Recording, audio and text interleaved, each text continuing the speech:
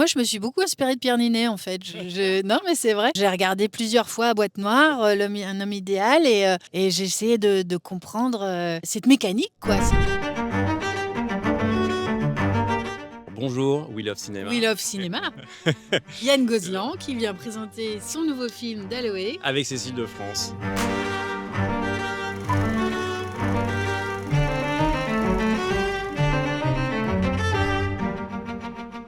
D'Aloé, ça raconte l'histoire de Clarissa, qui est une romancière en panne d'inspiration. Et elle est guidée au quotidien par la voix de son assistante virtuelle, une intelligence artificielle qu'elle a nommée Daloé, et qui l'aide dans ses tâches quotidiennes, un peu basiques, mais qui aussi va l'aider dans son travail d'écriture et qui même va devenir presque un soutien, presque affectif pour elle. Et progressivement, leurs rapports vont se tendre et basculer dans quelque chose de beaucoup plus angoissant.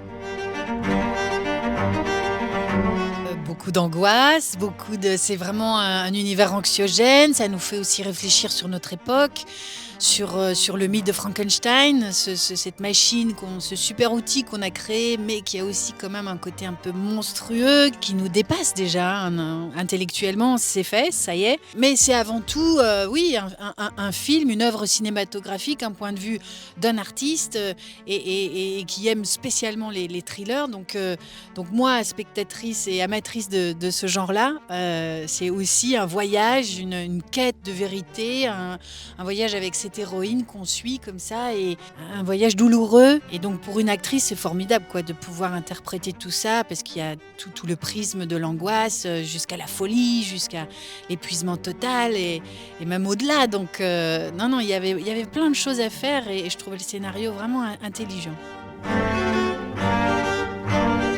Je cherchais une comédienne pour ce rôle. C'était important pour moi que ça soit un personnage, qui est deux personnages en fait, le personnage de Clarissa et le personnage de Daloé. Je voulais l'humaniser le plus possible, et il fallait une voix aussi très singulière pour Daloé. Je voulais quelque chose de très chaleureux, parce qu'au départ dans le film on est dans quelque chose de très feel good, cette résidence, on parlait d'angoisse, mais au contraire au départ c'est quelque chose, on a envie d'y être, on a envie de se retrouver là-dedans.